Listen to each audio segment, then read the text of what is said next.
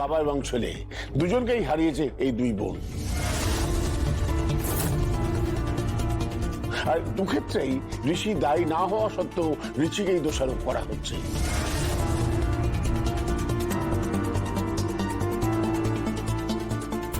এটা তো বুঝতে হবে, জানতে হবে যে এর জন্য শাস্তিপ্রাপ্ত নয় ঋষি। ওই দুই বোনের প্রতি যেমন অন্যায় করা হয়েছে, তেমনি আমার দাদু ভাইয়ের বিরুদ্ধে অন্যায় করা হচ্ছে। এটা ওই দুই বোনের কাছে ক্লিয়ার হওয়া দরকার যে কারণে ওরা ঋষির বিরুদ্ধে বদলা নিচ্ছে তার জন্য ঋষি দায়ী নয়। অ্যাটলিস্ট এই মুহূর্তে তো ওদের ওটা বোঝা উচিত। শোনো দাদু ভাই, এদিকটা তোমার বাবা এবং কাকা সামলে নিতে পারবে, কিন্তু ওই দুই বোনকে খুঁজে বার করবে তুমি। ওদের বার করে এই অন্যায়ের একটা প্রতিকার করো, তাহলেই একমাত্র আমাদের বাঁচা সম্ভব।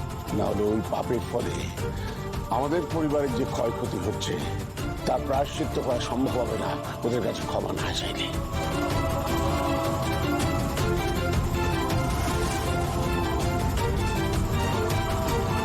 তুমি, আমরা কেউ শান্তি পাবো না।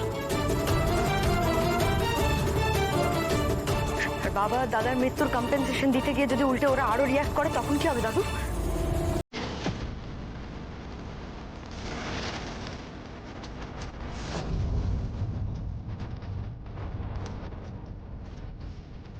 তখন কম্পেনসেশন বা ক্ষতিপূরণ সবসময় টাকা দিয়ে হয় না, আমি সে কথা বলিও নি। আপনজনের মৃত্যুর ক্ষতিপূরণ যদি পায়ে ধরে ক্ষমা চাওয়া হয় তাহলে সেটাই করা হবে।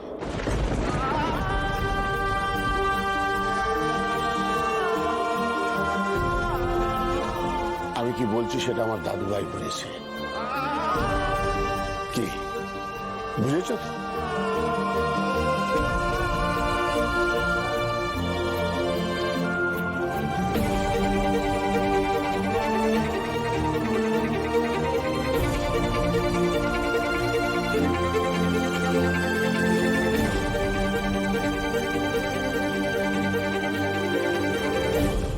দাদু একদম ঠিক বলেছে।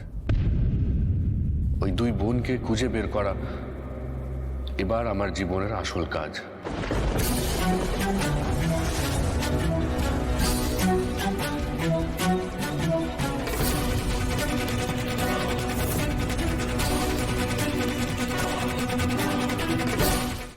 আরে কয়েকটা বছর বাইরে কাটিয়ে এলে কেউ চিনতে পারবে না আমাদের। মানুষ খুব তাড়াতাড়ি ভুলে যায় রে নিশা, সবার অনেক কাজ কেউ মনে রাখবে না। আগুনে ঝাঁপ দেওয়ার আগে আমাদের সবার একবার ভেবে নেওয়া উচিত। খাদের কিনারা এসে পৌঁছেছি আমরা একেবারে।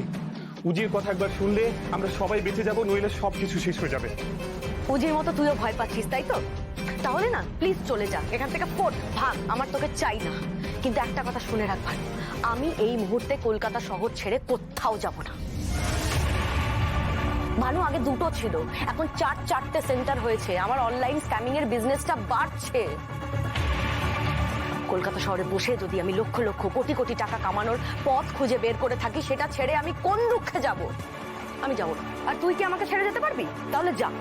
এর উত্তরটা তুই নিজেও জানিস নিশা। প্লিজ তাহলে এসব কথা এখন মাথা থেকে হাঁটা, আর যেটা বলছি সেটা মন দিয়ে শোন। আমাদের এই বিজনেসটাকে সিকিউর করতে গেলে পুলিশ প্রশাসনকে টাকা খাওয়াতে হবে, সেই দিকে বেশি সময় দিতে হবে, সেইটার দিকে একবার কনসেন্ট্রেট কর। হাতে যদি টাকা থাকে তাহলে পাওয়ার থাকবে, আর যদি পাওয়ার থাকে তাহলে ঋষি ব্যানার্জি কেন, ওই জিৎ বাসন আমার কিচ্ছু করতে পারবে না। তুই বড্ড বেশি ভেবে ফেলেছিস নিশা, আমার মনে হচ্ছে তুই ভুল সিদ্ধান্ত নিচ্ছিস। ভানু ওদিকে একবার তাকিয়ে দেখ, দেখ কত কটা ছেলে মেয়ে কাজ করছে।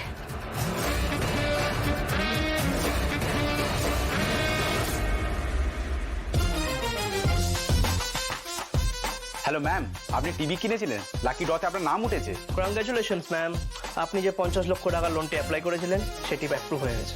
ইয়েস স্যার, আপনাকে ব্যাংক থেকে রিওয়ার্ড দেওয়া হচ্ছে। স্যার আপনার কাছে একটা ওটিপি গেছে, সেটা আমাকে বললে আপনার অ্যাকাউন্টে টাকা ট্রান্সফার করা হবে। একবার তাকিয়ে দেখ, 120 জন ছেলে মেয়ে কাজ করছে আমাদের আন্ডারে। অনলাইন স্ক্যামিং এর দুনিয়ায় সবাই আমাকে মহারানী নামে চেনে।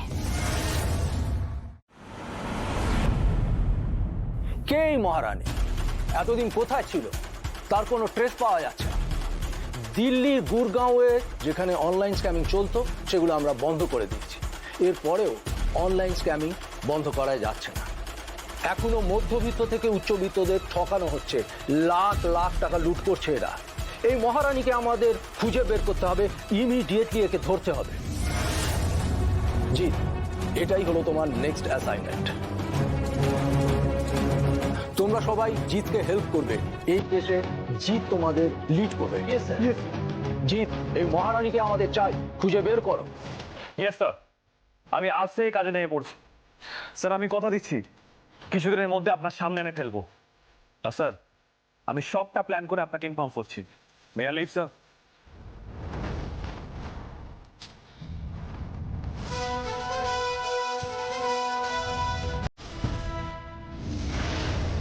এবার এই মহারানী শুধুমাত্র ভারতবর্ষে নয়, সারা পৃথিবী জুড়ে দাপিয়ে বেড়াবে। আমেরিকা, ইংল্যান্ড, অস্ট্রেলিয়া, যত বড় বড় কান্ট্রি আছে, যেই দেশে সব থেকে বেশি টাকা আছে, সেই সমস্ত টাকা আমি লুট করব।